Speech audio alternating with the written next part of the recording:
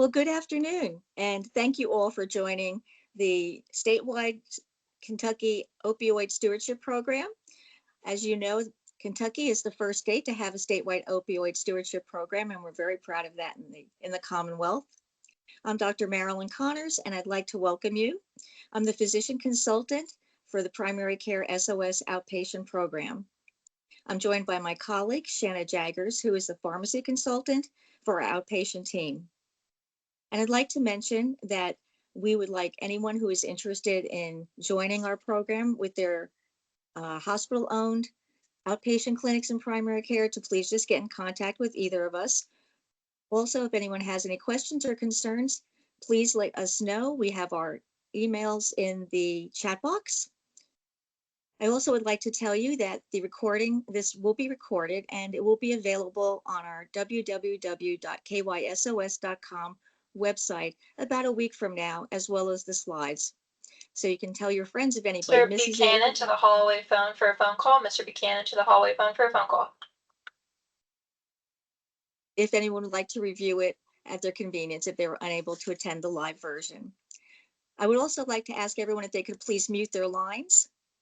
We appreciate that. And I'm going to go over a few housekeeping items. For attendance purposes, would you mind please putting your name, profession, or title, hospital and clinic that you're affiliated with in the chat box? We greatly appreciate that. Again, please mute your lines throughout the presentation. There will be time at the end where you can unmute or put a question in the chat box. The webinar again is being recorded and will be posted on the KYSOS website under the section entitled Presentations and Recordings. We have a lot of resources on that website for patients, for providers, physicians, staff, and anyone who is interested in the subject. The title of our presentation today is Emerging Drugs and Their Impact on the Opioid Crisis.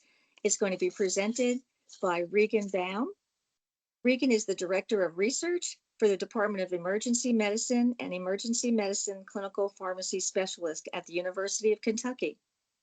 She's board certified in critical care, and her research areas of interest include toxicology, substance abuse, resuscitation, and pre-hospital medicine. And now I'll turn things over to you, Regan, for your excellent presentation. Thank you for joining us today.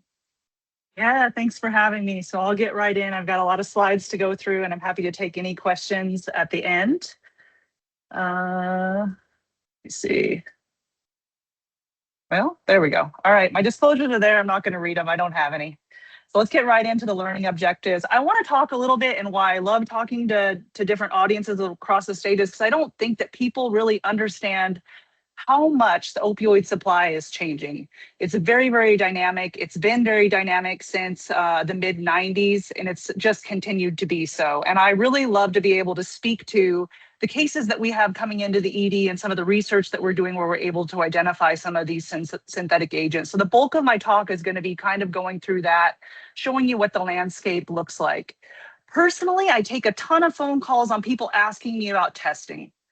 Does this show up? Does my hospital do this? Will this show up on this test? And so I do have a little bit in there about that. I'm going to talk a little bit about opioid treatment strategies, which I think we all know really well. So I'm going to just touch on it quickly and then focus more on the ways that some of these adulterants can complicate care. So I'm going to start with a question, and I don't really have a true poll set up, so you guys can kind of think to yourself what the answer would be. But in 23 and 24, the least common opioid identified in Kentucky opioid decedent testing was, so this is mortality data, which one is it? Fentanyl, heroin, morphine, or buprenorphine? And usually when I do this to audiences, and I've spoken to EMS and nursing and pharmacy and a bunch of different areas across the state, the majority of people pick one of the bottom two, either morphine or buprenorphine. And those are not bad guesses. You know, you think about the way that we've curbed prescribing, morphine might not be a bad choice. You think about buprenorphine being a partial agonist with a ceiling effect on respiratory depression, its likelihood, hopefully, of causing morbidity is less. But what I want people to be aware of now is that, oh, what did I do? Hang on. Is that heroin actually is really non-existent in our supply anymore, okay? So when you look at our total overdose deaths, we've really seen them decline the last couple years. So from 2023 to 2024, we saw a decrease of about 30%. The year before, 2022 to 2023, it was almost a 10% decrease. But you can see in our decedent testing that really fentanyl and 4-AMPP, so 4-AMPP is a precursor to fentanyl, it's a synthetic fentanyl, still very, very present in that decedent testing, as well as acyl fentanyl, which is a byproduct or potentially a contaminant of the manufacturing of synthetic fentanyl. You do see morphine on there, right? 165 deaths. Parafluorofentanyl. This is a really, really interesting. This is an old chemical that was originally manufactured by Janssen Pharmaceuticals in the 60s. They were kind of looking for opioids for cancer pain. And there's question around this one about whether this is a change in the manufacturing process or if this chemical is actually added to sort of help change the pharmacologic profile of fentanyl a little bit and make it sort of exist a little bit longer in the body and the high to last a little bit longer. And then you can see buprenorphine's down there with 90, but really heroin is not present that much in our supply. And a lot of times when you go and you talk to your patients and you're like, hey, you came into the ED today, you overdosed, tell us what happened, tell us what you took. A lot of times those people are telling you they're taking heroin, and it's really not heroin anymore. So we're going to talk a little bit about the dynamic nature of the opioid supply. And there has been a lot of things that have happened over the last few years, going back to the 90s. So in the mid-90s, the American Pain Society came out and said, we need to start treating pain as the fifth vital sign, okay? The VA followed just shortly thereafter in 1999, and the Joint Commission came out and mandated that in 2021, we were doing a better job of assessing pain and treating pain in our accredited healthcare centers. So what we saw, not surprising, is an increase in opioid prescribing. We saw some really aggressive pharmaceutical marketing. You can go watch all the Netflix documentaries about this. And then there was also a whole lot of regulatory shortcomings that were happening out of our federal agencies. And so our first wave in this is really a rise in prescription opioid overdose deaths. Let me see, wave two. So wave two really happened when we started to see an increase in the presence of heroin. So what happened is we knew that opioid deaths from prescriptions were increasing. And so there was a lot of push and move to tighten up on the way that we are prescribing these agents. And patients were then denied prescription opioids, and they started to slowly roll over and move into heroin. Okay, so there was a lot of guidelines that changed during this period, and the opioid epidemic really became declared shortly after that, but we really started to see a rise in heroin-related deaths in 2010. Our synthetic opioids that we now hear so much about, which fentanyl is a synthetic opioid, and when you hear that term, what that means is that you don't need a plant to make it. So if you think about something like morphine is a natural opioid, right? Heroin requires the poppy plant and then requires a laboratory. So we consider that a semi-synthetic versus something like fentanyl and some of these other synthetic fentanyls, the ones that I showed you on the previous screen, those are made totally in a lab. So it means they're not susceptible to drought, to blight, to labor shortages. They're very cheap. They can be a lot more potent, so you can ship in or sneak in smaller amounts and then get it in and cut it in an easier manner. And so we started to see it showing up in the heroin supply as early as 2013. And since then, we've just seen that continue.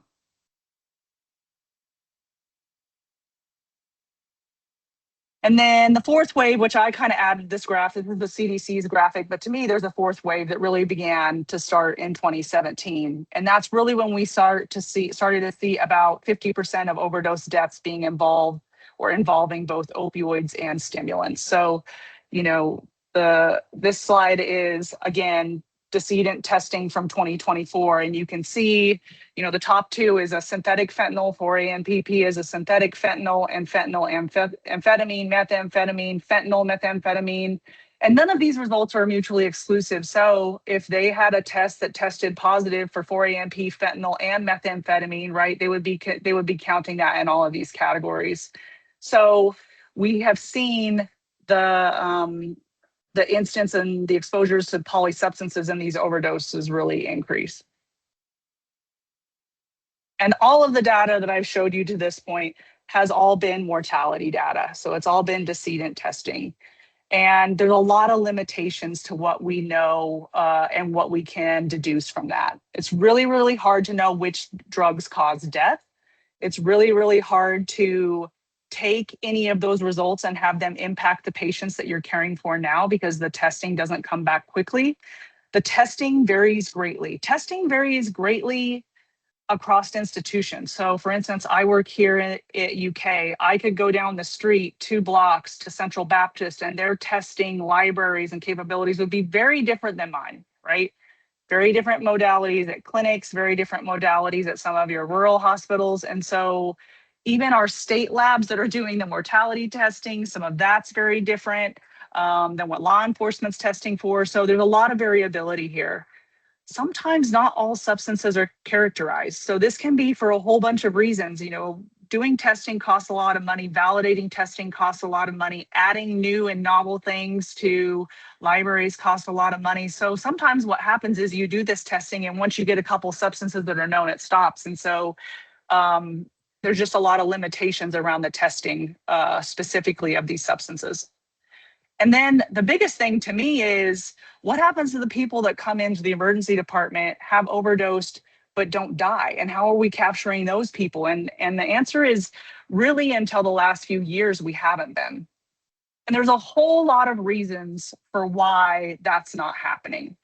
You know, traditionally, if you think about it from a patient care standpoint, a lot of times having a laboratory test telling you what the patient took doesn't really initially impact care. It's not back in a timely enough manner, right? So if somebody comes in, they're not breathing, you think they're an opioid overdose, we're not going to wait on a urine dip to treat them or to manage that patient. We don't have time.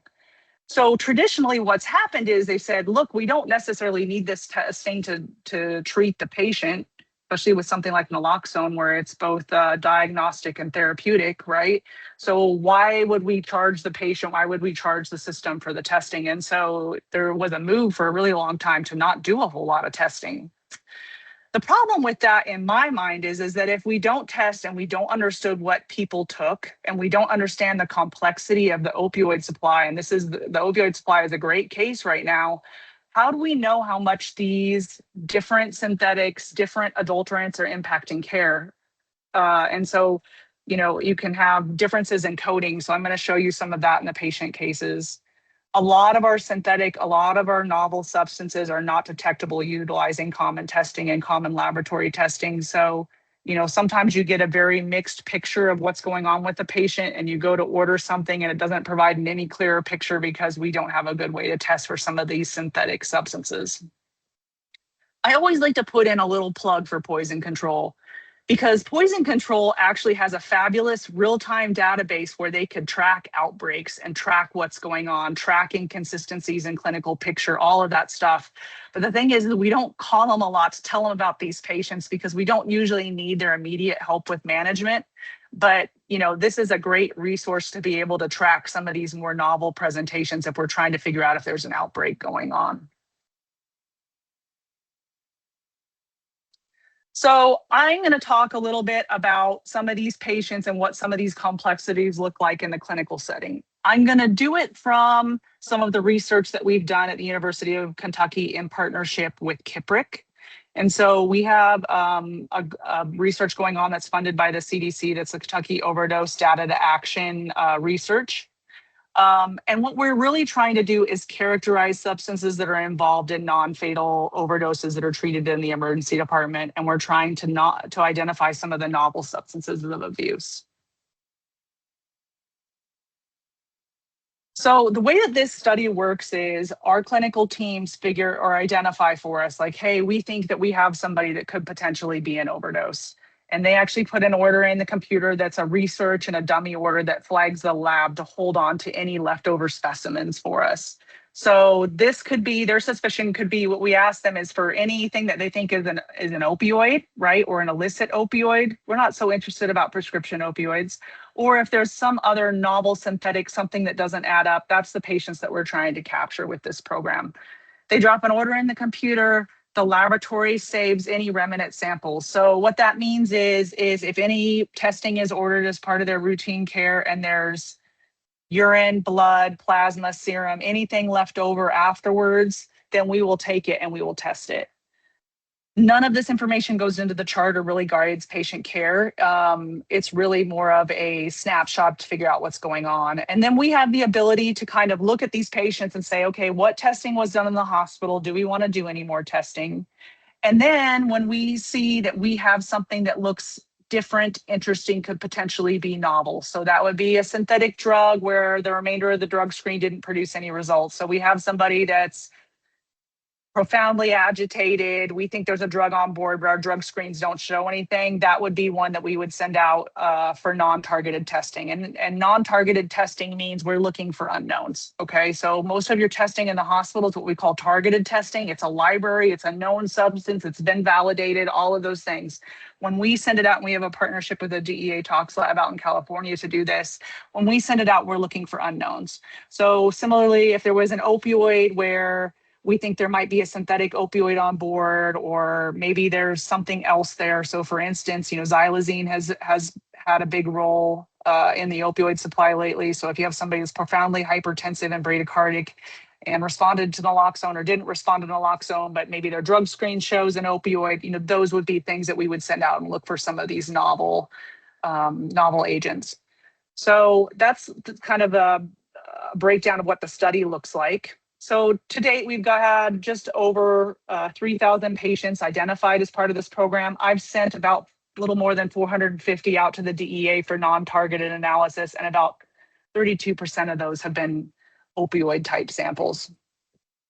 So I wanted to just kind of show you an example, a patient case, and an example of what our hospital testing might look like versus what the DEA testing, the non-targeted testing might look like. So this was a real patient that came into the ED. He was a 40-ish-year-old male who was brought in by EMS. He was found down and unresponsive. He was given some intranasal naloxone, and he did have a partial response. So initially he was unresponsive. They were trying to sternally rub him, do all that stuff. He wasn't really doing a whole lot. They gave him naloxone, and now he's arousable to your voice, right? You can walk in and wake him up in the room and talk to him, and then he goes back to sleep. And he tells the nurse that he used Ren. So Ren, if you don't know what that is in a street term, I didn't know it the first time I'd heard it either, is actually Serenity, which is synthetic marijuana. So synthetic marijuana is a novel psychoactive substance. We see a lot of it here in Lexington. It's the stuff that's often marketed or sold under the guise of herbal incense or potpourri, not for human consumption. You can get it in a lot of gas stations, head shops, that sort of stuff. And our doc actually that day did get a drug of abuse screen, which is a quick immunoassay that you can do off the urine in the ED. And you can see he was positive for benzos and cannabinoids and buprenorphine and fentanyl, right? And we knew he probably had an opioid on board because he responded to naloxone. But when he said he was trying to use Ren, we were like, maybe there's something synthetic there and something that we ought to go looking for and see what's underneath. So was there synthetic marijuana present? And that's why we sent it out to the DEA. And this is actually the result that we got back on this gentleman. And I am showing you this one so that you understand just how much stuff is in our opioid supply right now, because I would love to look at this sample and tell you that this is a one-off and a really interesting case write-up that we wrote up. But the truth of the matter is all of the cases that I'm going to share with you today are going to probably have somewhere between 4 and 16 substances on their urine drug screen. There's a lot of stuff in the opioid supply. And when we go, and so for instance, I've also gone and sampled the drug seizures from campus police department here at UK. And the thing is that the drug supply itself has all this stuff in it. So it's not like they're going out and using stuff from different places and all of it. This is really just the nature of how this is built now. So let's talk a little bit about what's in here. And I picked this one on purpose because it's got a lot of really interesting stuff in here. So of note, when you see these little stars or the asterisks over here, what that generally means is that that's a metabolite, okay? So, I say generally because norfentanyl has always been a metabolite of fentanyl in our hospital testing. but it's also a precursor to fentanyl synthesis. So it does kind of muddy the water a little bit. But on this, you can see we've got fentanyl, right? So we've got our opioid. That's the reason why his urine drug screen lit up for fentanyl, right? We've got 4-ANPP, which if you remember from earlier is our precursor to fentanyl or our synthetic fentanyl. We've got norfentanyl, which is our metabolite. We also have this really nice novel benzodiazepine, brozolam. So that's one of the new ones that we will see. And we'll talk about this case a little bit more when we talk about benzodiazepines. We've got a few different cutting agents in here that are pretty common. So diphenhydramine, quetiapine, acetaminophen, I see a lot as a cutting agent. There's a whole bunch. Quinidine. And then we also have xylazine in this one, which is interesting. So xylazine is actually a veterinary product, and we'll talk a little bit about that. So there's a lot of stuff in these samples. There's a lot of stuff in the substance that this patient specifically used. So what we learned when we turned this thing on in 2019 is that our opioid exposures are polysubstance. No one is taking just heroin anymore. I don't see fentanyl by itself. I don't see fentanyl with just methamphetamine by itself or some other stimulant, right? They're always polysubstance. The patients never seem to know what they're taking. And I do believe that they are telling us what they think they took. You know, I feel like when you go in and you talk to somebody and you have a good relationship with the patient, I think they're pretty honest about what they think they took, but it doesn't match up very well or very often. And there were big limitations to the testing that we had in-house. And probably for a whole lot of reasons. You know, the supply is changing a lot. So what do you add to the library? What don't you add to the library? What is going to be durable in the opioid supply long-term that is going to drive changes in care that is worth us even capturing? So, you know, there's a whole lot of things that we learned up front.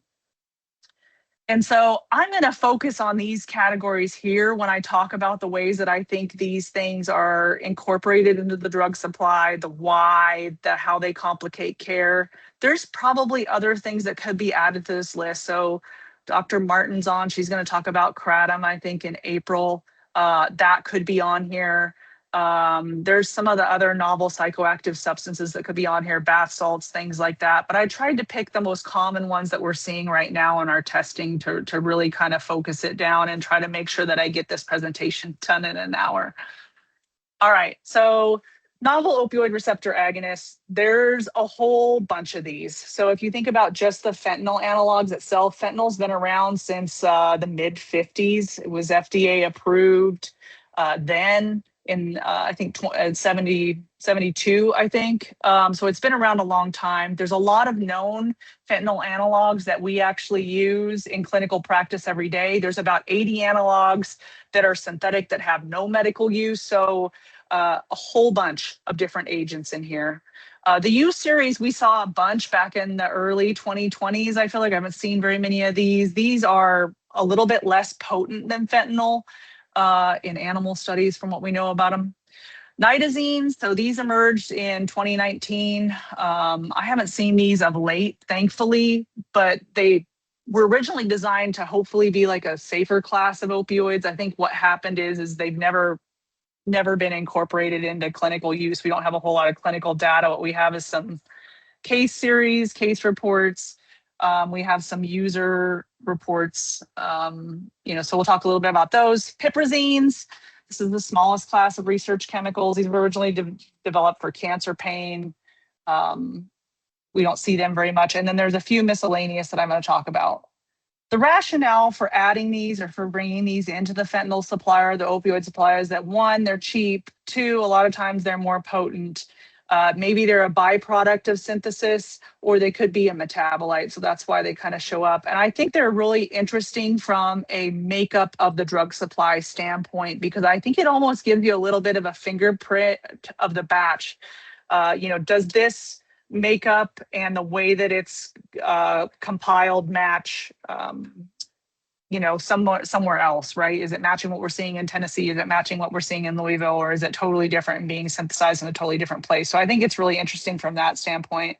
Regardless, the reported effects are pretty similar to what we see traditionally with our opioids. So respiratory depression, pupillary constriction, decreased level of consciousness, all of the standard kind of opioid symptoms that we think about. So I'm going to throw this picture up here just so you can kind of see a little bit about the couple of different ways that fentanyl can be synthesized in a lab. And you'll see norfentanyl on the left-hand side is very much a precursor, even though we've always thought about it as being a metabolite. And then 4-AMPP is a precursor in several different methods. But there's a whole lot of different ways that this is changing all the time. You know, these are very resourceful minds that are making these things. And so the analogs that are present, the synthetics that are present are not consistent. They change a lot. We're finding new ones. I think there's a lot of information that people can get at online and figure out how to make these things in their home labs, which makes, there's a lot of variability. So I wanted to show you this patient case. That's kind of an example. So this was from a patient case in 23. So this is a girl that was a 40-year-old female. She came in, she was on oxygen, so on nasal cannula. She didn't have to be intubated. She was very drowsy, and she required redosing with naloxone several times in order to maintain her respiratory status. That is really kind of interesting to us. That kind of flagged us because, you know, when heroin was so predominant, it was really common that we gave a single dose of naloxone. And even you think about fentanyl, it's a short half-life, short on-off. You know, a single dose of naloxone should be more than enough. So when you start to require multiple doses of naloxone, it's like, man, what's going on? Is there something longer acting there? Is there something novel there? And so this woman actually didn't have any testing done as standard of care in the ED. She woke up about 6 or 7 hours after she presented and she left AMA. We had some remnant samples that we went ahead and sent to the DEA, which is the testing that's here. And she was flagged as being an opioid overdose, accidental or intentional, acute respiratory failure. But, you know, there's a lot of stuff in this sample that could be sort of explored and discussed. So, you know, we have the fentanyl, the norfentanyl, the 4-AMPP, so we have the opioid pieces, but you can also see we have a stimulant there. I don't know what I just did. Sorry, my thing is going the wrong way. Here we go. We have a stimulant there as well. We've got benzodiazepines down here. We've got, this is a metabolite of marijuana. So there's a lot of things going on with this sample. So even though she was transiently responding to naloxone, but still kind of had a decreased mental status, it's probably because there's a whole lot of other things on there that are driving that in addition to the opioid. So, you know, now that you've seen this second case, all of the cases look like this. They're all a whole lot of combos of different drugs that are in the opioid supply. Right, so we've got a bunch of cutting agents, got the benzodiazepines. Here's a second one. So this gentleman was in the proximity to police and he had an 8-ball on him. So an 8-ball, if you don't know, is usually an 1/8 ounce of a stimulant, either cocaine or methamphetamine mixed, usually with heroin, traditionally is what we think of it as. And he swallowed the baggie and then got very, very worried that it was going to cause problems for him and came and self-presented to the ED. So thank goodness he did. You know, when he came in, we observed him for a few hours and he did have several episodes of apnea, so he stopped breathing. We did give some low doses of naloxone to him. He didn't respond particularly well to it. As far as, you know, he did go into some withdrawal pretty quickly. He became really, really nauseous, and, you know, withdrawal, I think sometimes makes people a little, it can make them not feel well, right? So we flagged this gentleman to send out. So there was no testing done on him in the ED either, right? So he endorsed heroin and an 8-ball, right? There was no testing done on him in the ED either. But because he had this really interesting low heart rate of 44, we thought, oh, I wonder if there's something else going on, like a xylazine or something that would affect your heart rate. And so this is one that we went ahead and sent out to the DEA as well. And so you can see he lit up for quite a few different synthetics there. There's actually no fentanyl on this, but what we do have is a couple of metabolites, right? So had we tested him, he probably would have tested positive for fentanyl. But, you know, you can also see up the top here, oops, like a drive. Right, these top two are metabolites of cocaine, right? So we've got a stimulant on here. We also have methadone, right? So this is a MOUD, a medication for opioid use disorder. So these folks have a whole lot of stuff on board. All right, nitazines, these have been in the news a whole lot recently. We've seen some of the isonitazines around here. We've seen some of the butanitazines around here. They're thought to be a lot more potent than what fentanyl is. They were first developed in the 50s by researchers in Switzerland. They were looking for an alternative to morphine. There's not been a lot of clinical studies on these products. None of them have been approved for medical use. So what you really have is a lot of user reports. You can find some online stuff in Reddit and in some of those user forums. But there's not a whole lot of data available on them as far as like clinical pharmacokinetics, pharmacodynamics, that sort of thing. They're also changing quite a bit. So they change the structures on these a lot in order to try to evade detection, not necessarily detection, but some detection, but then just also evade regulations. So there's a whole bunch of different ways that they can substitute these in order to, evade testing, make it more potent and more concentrated. So this was one that we found in our supply. This one was, I believe, from mid-2024.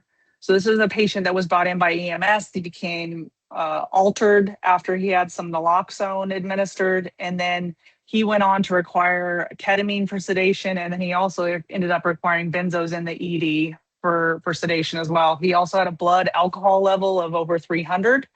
That was the only routine testing that we did in the ED, was just the alcohol level. And you can see we've got fentanyl, norfentanyl, MDEA. The street name for this is Eve. It's very similar to MDMA. And then methamphetamine on here. So this is probably what happened when they gave the naloxone, is they probably uncovered these other two stimulant-like agents. We have seen these ones decline a little bit. So in July 2025, the Chinese government changed some of the regulations around these analogs, and we've seen less of them coming out and coming into our supply.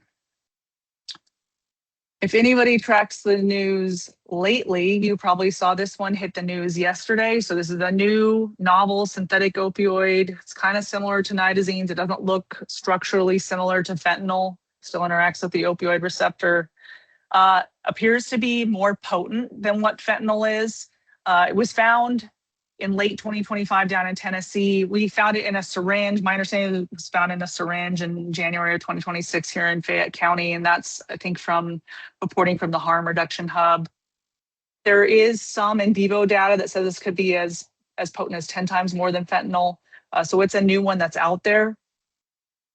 I have heard mixed reports about how reliable people are responding to naloxone. I always take those with a little bit of a grain of salt. And the reason why I take those with a grain of salt is a lot of complicating factors that are going on when you find these patients down. And I think I don't want to deter anybody from giving naloxone to somebody that's not breathing right. So I think it's absolutely reasonable to go ahead, provide these patients if that's the substance that we think is there. But to be honest, most of the time we're not going to know. These people are going to present like an opioid overdose, and we're going to treat them like an opioid overdose.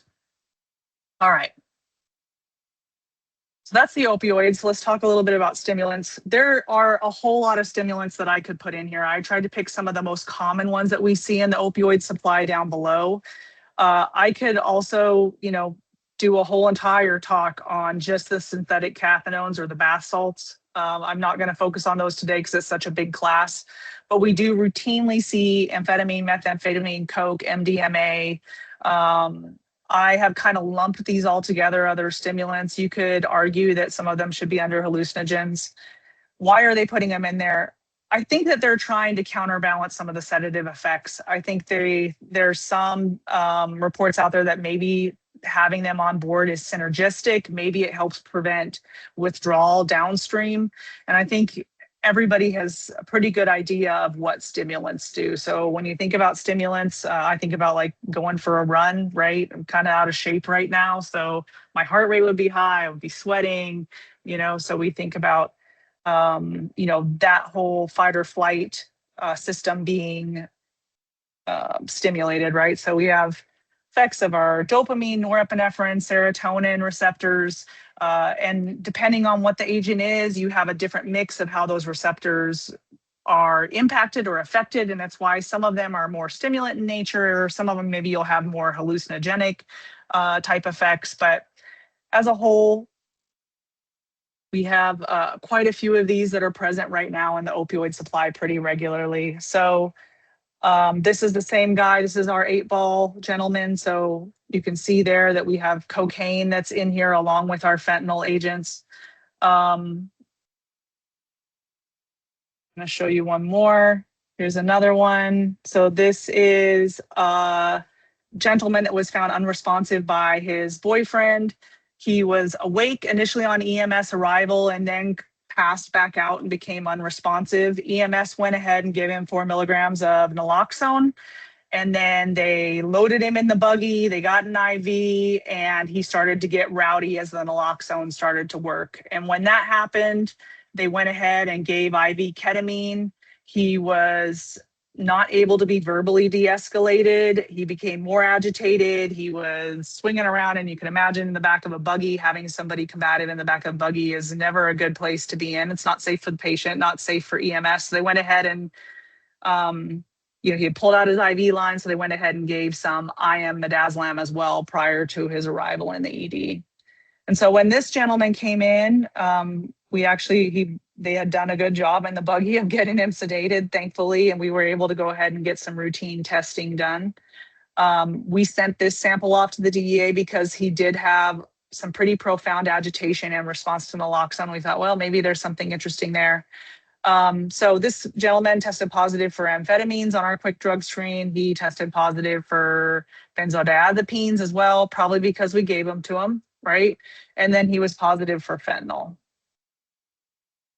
And when we got his stuff back from the DEA, this is sort of what it looked like. So you can see these are pretty high concentrations. So these concentrations are in nanograms per mil. These are pretty high concentrations of methamphetamine and amphetamine. He's got also these two, there's a metabolite and another synthetic amphetamine here. And then we have quite a few fentanyls. So we have beta hydroxyfentanyl. This is the metabolite of cocaine, if you're not familiar with that. We have xylazine on here, which you would not expect a person to be profoundly agitated, but it looks like it's pretty low dose. Ketamine, which we gave him, right? And then we also have some benzodiazepines. So there's a lot going on with this guy. And, I always worry a little bit about these guys when you unmask a stimulant with naloxone and you have somebody that gets really combative about the safety of the patient and the safety of the staff, because they sometimes do get really profoundly agitated. Designer benzodiazepines, I put the common ones down there. You could argue whether atizolame and phenazepam are really truly novel because they were approved for use in Russia and Japan at one point in time, but here they've never been approved for medical use. So we kind of lump them into the same category. When you think about benzodiazepines, we worry so much about the co-prescribing of these with the opioids and the increased risk of mortality, but these agents have been around for a long time. We've had them around since the 50s. But now we are seeing them added into the opioid supply. And it's probably, I think, to prolong the euphoric effect. So if you think about, users that used heroin for a long time, they really liked the quick high, they liked the duration of the high, versus fentanyl, you get the quick high, but it wears off faster. So do you add something like a benzodiazepine to sort of prolong the euphoric effects a little bit? Reported effects are similar to what you would see with our opioids traditionally. You see sedation, amnesia, euphoria, all of those sorts of things. And I really worry, do you have people that maybe don't respond as well to naloxone when you have these on board, or do they respond partially and they're still altered? I think it really confounds our workup and confounds, the evaluation that we're trying to do. So this patient is a 48-year-old male that was found unresponsive. He was given naloxone. He did have an improvement in his GCS. He reported that he was using Ren. So this is our guy that used Ren. And you can see on here, he had a novel benzodiazepine on board, so the bromazolam. We didn't do any hospital testing on him. He was sort of flagged in the clinical impression as being a polysubstance abuse, potential opioid overdose, which he does have fentanyl on board. But had we not sent this out, we wouldn't even have known that bromozolam was there. Now, had we done testing, we probably would have seen that there were benzodiazepines there. We have benzodiazepines that we test for pretty routinely in this sample, but we definitely wouldn't have gotten any of the novel ones.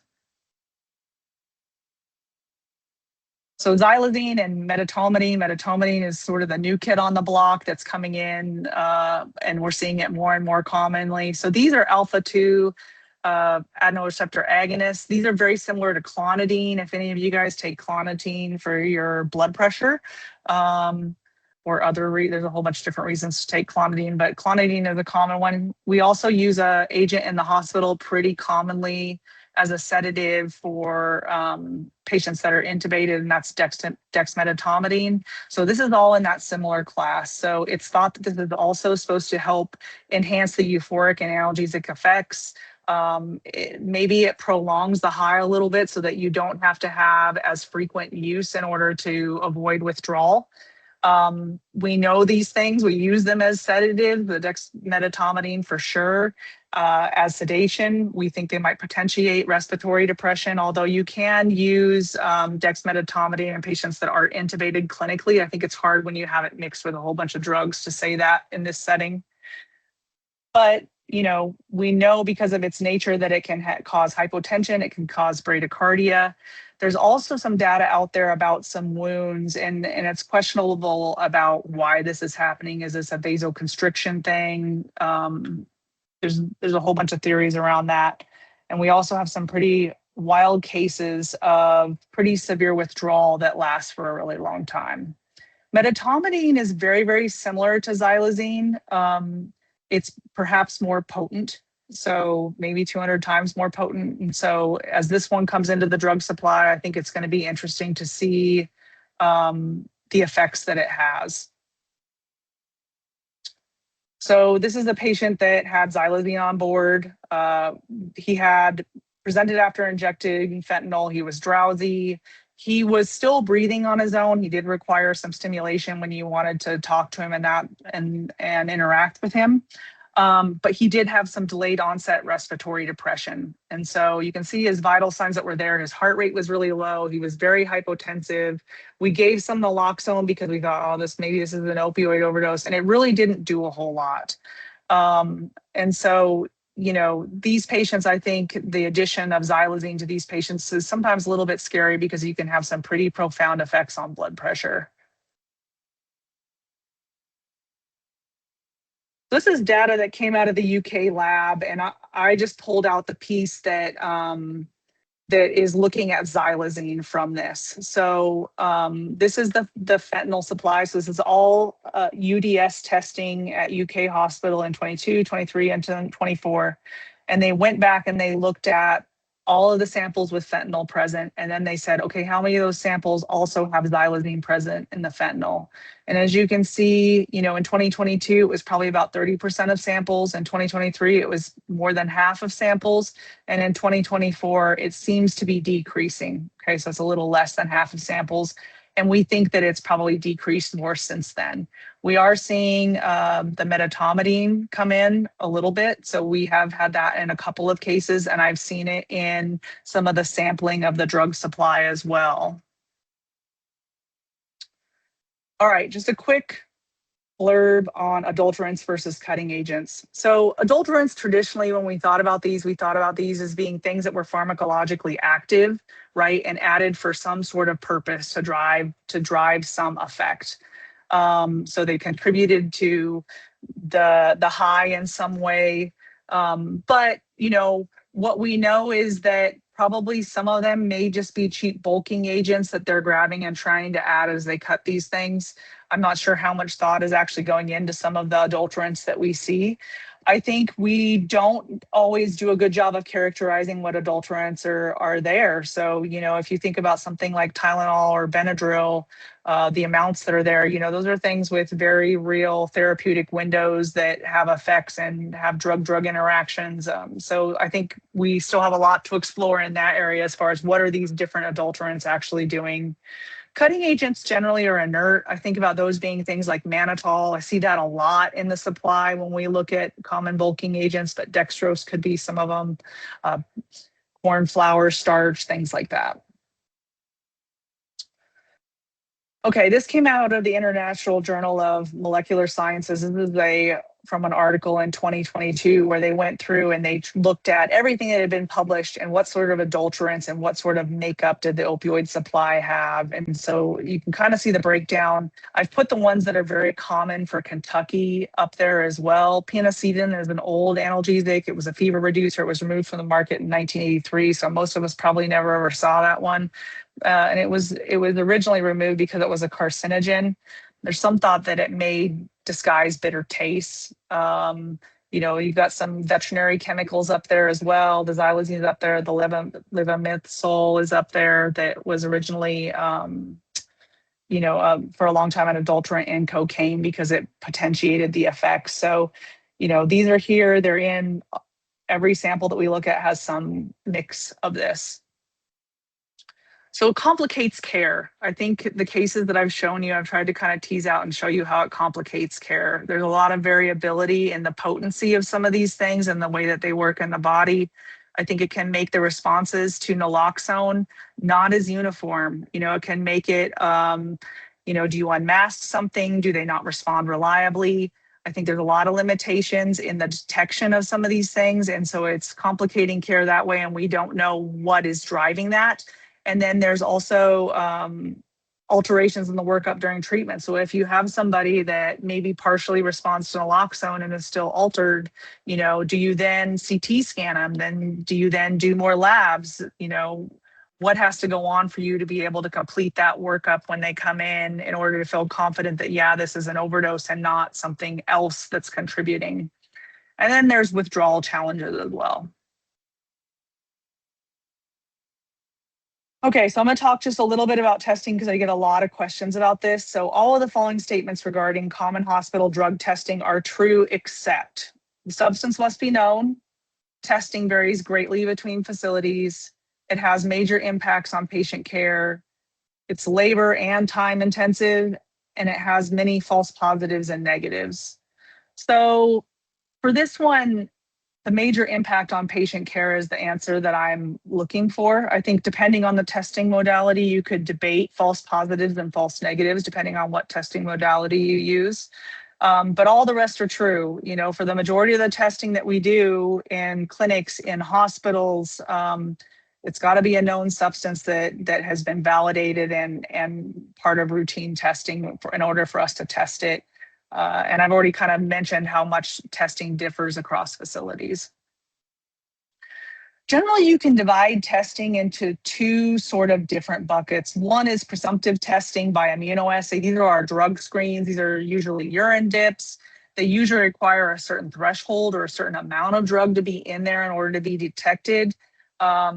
And they're usually the first test to be used in identification. And a lot of times that in clinics and in some settings, that's where testing stops, right? Versus confirmatory testing is more robust, takes more time, more expensive, able to detect smaller quantities, and is really more available at larger sites. And I think the important thing to know here is every single test and every single institution has different testing capabilities. So if you want to know, like, hey, how would this show up? Is this detected? You really need to call and talk to your laboratory expert on the site or your person that's producing your test to find out, hey, what is this doing? Do you see cross-reactivity with certain things? Because there's so much variability. So this is just a table kind of showing you comparison of the types of testing. So the immunoassay, these are our drugs of abuse screen. This is the old NIDA-5, if you've heard that. At UK now we do a 10 panel, right? So these are using antibodies to protect the presence of selected drugs. These are fast, these are cheap. They give you a yes or no answer. It's there or it's not. Very limited in our library. Known detection thresholds. These tests are actually pretty easy to fool. Usually if people talk about false positives and false negatives, this is where those things happen. When you get into the more complex testing, the GCMS, the LCMS, right? So the GCMS is what we typically at UK call our comprehensive drug screen. It's a slower test. It takes 6 to 24 hours. Some of my colleagues in the ICU tell me it takes a few days for them to get this test back. It's still a yes or no, right? But it has much lower detection thresholds and they have a lot bigger library that they can test from. There's a low likelihood of false results because of the complexity of this testing. LCMS-MS is the other type that we have. We use this a lot with our pain management drug screens. It actually gives you a qualitative result, meaning it gives you a number and a threshold for where it is. And it's usually the second analytical step after an immunoassay. So a lot of times there will be a presumptive positive off of an immunoassay, and it will roll over to an LCMS-MS. So it's usually like the reflex test. And just to kind of give you an idea of the scope of things that are tested on this, the immunoassay, this is the 10 panel. You can see it's our common drugs of abuse that are on here, versus GCMS is our common panel that we would run in the hospital for a whole bunch of different things, right? There's more than, probably now here, I think we have more than 500 substances. There's a lot of OTC and prescription medications.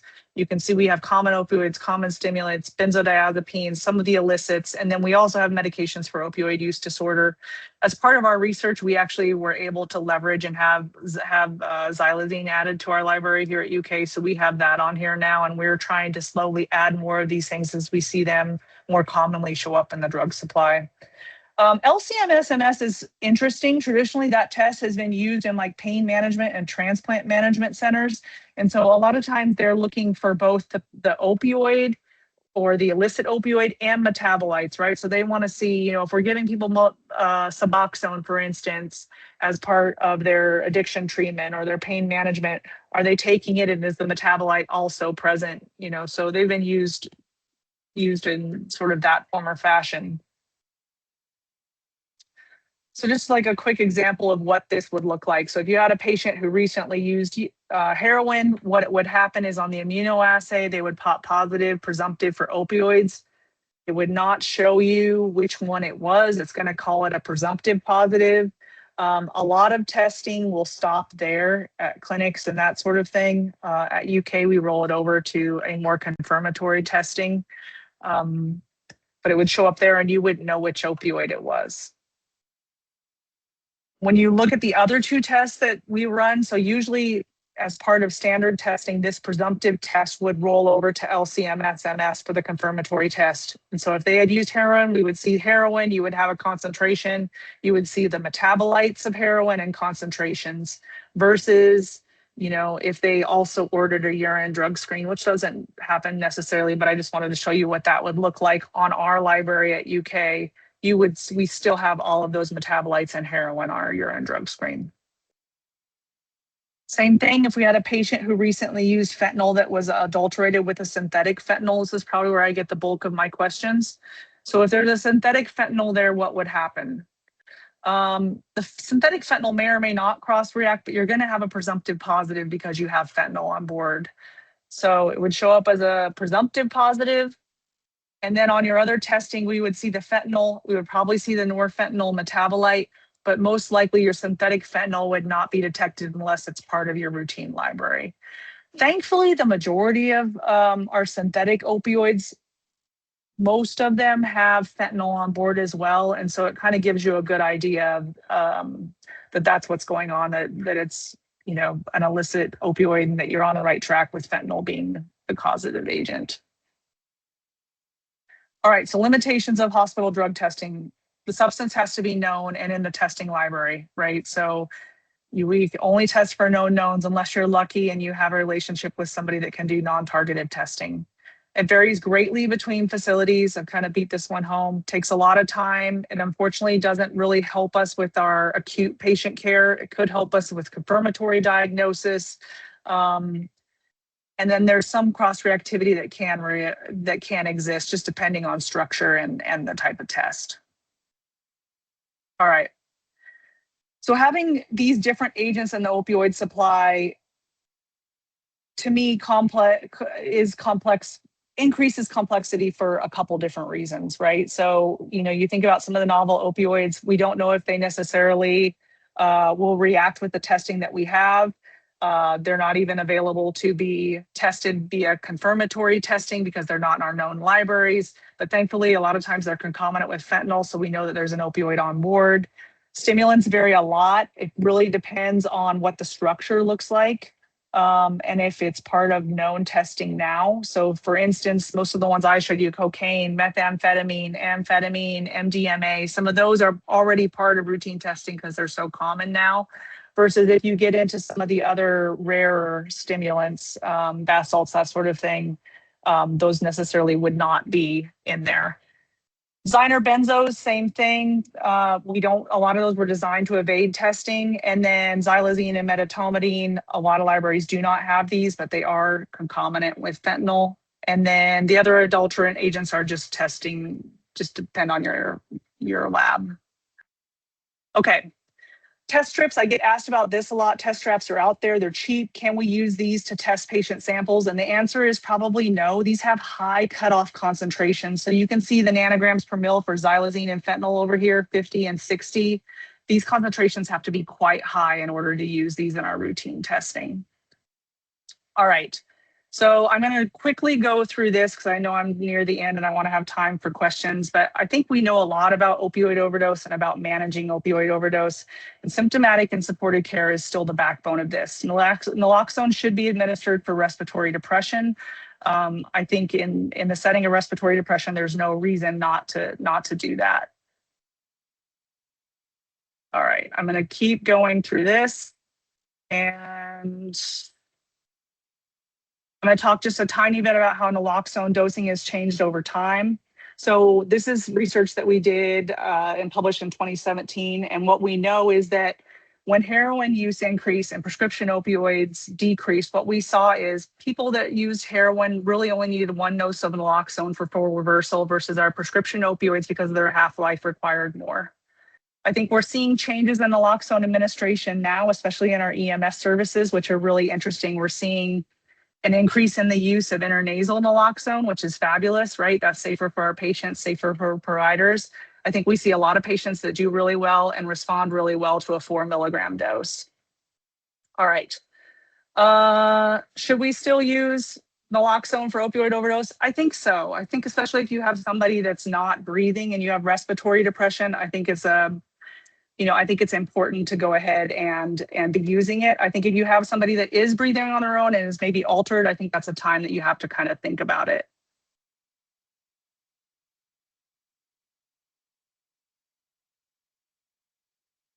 So it's been a component of the coma cocktail for a really long time. So we've kind of talked a little bit about this. Complications that I think about are when you have stimulants on board, do you unmask a stimulant? I think that's concerning, right? Do you have benzodiazepines or THC on board that complicates the way that people respond to naloxone? I think that's a possibility. When you think about something like xylazine, we know we have wounds that are associated with this substance particularly. And we also know that there are cardiovascular and neurologic components that are problematic. We also know that withdrawal is problematic with this. So there's a lot of things. There's complications in patient presentation. There's erratic responses to naloxone. I think you have to worry about patient and staff safety. There's testing limitations. And on the back end, I think what happens is, do we not capture these patients very well, and are we not able to understand them from an epidemiologic standpoint? So key takeaways are, the illicit opioid supply is ever changing. The hospital testing for adulterants and novel substances is limited and highly variable across facilities. You really got to know what your facility does. And the mainstays of treatment have not changed, which is really symptomatic and supportive care and naloxone when you think there's respiratory depression and an opioid involved. And I think I will stop there. Well, thank you so very much, Regan. This is fascinating, and we'll open the floor to any questions or comments. You can put them in the chat or unmute your microphone.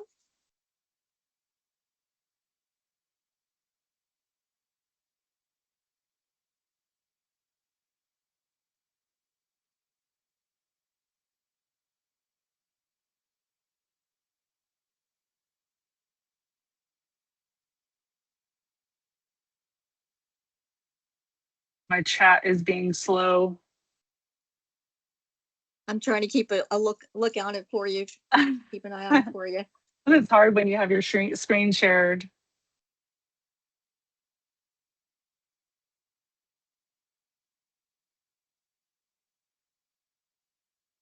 if people are interested in this and interested in knowing if there's novel substances in your area, we are going to be expanding the OD2A program and trying to pull in other sites. So my email was at the beginning of the presentation. If you think that you have a large number of opioid overdoses and potential use of synthetic substances in your area and you want to be one of the satellite sites, please feel free to reach out for me. We're going to be sending out a lot of communication and looking for partners. Shanna, I see somebody with their hand up. I think maybe Tabitha. Yes. So was this presentation recorded? I would like to send it out to the people that I work with here in the emergency room. Some of the physicians and nurses and stuff. Mm-hmm. Yes, it So this will be absolutely sent out is, to and our we'll be email. making that. Yeah, we'll be making that available on our website. Okay. All right. Oh, on the website. On the once we get it edited, and we'll have it posted on the Kentucky SOS website, Okay. along with some updated slides from Regan. Yeah, that should be available by the 1st of next week. Yep. Okay. Thank At you. the latest, I think. Yeah.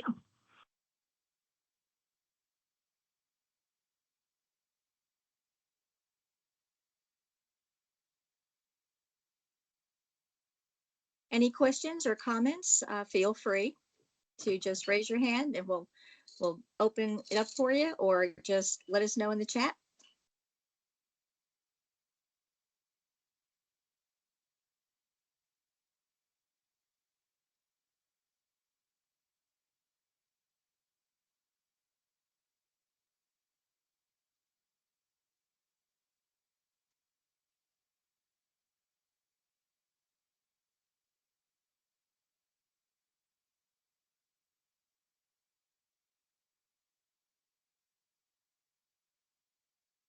An easy audience.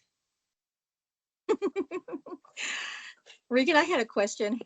Yeah. How often do you think that new emerging drugs are being, I guess I would use the term, manufactured? Are there like a dozen per year? Are there a few added each year? New categories coming up? I think there's a lot, right? Like I think there's a lot that come, and I even think so. For instance, what's going on with the cartels down in Mexico, right? Is there a way that they're already manufacturing things and pulling stuff in and cutting it? And is that going to change because of what's going on down there? I believe that there will be something that will come in and fill the void from the supply coming that way from somewhere else, and it will probably look different. I don't think that we have a great way to test for these things and know. So for instance, all of these patients I showed you probably would not have been flagged or caught as new or novel things because they weren't recorded in the chart that way. We don't test with them, so there's so much that we don't know.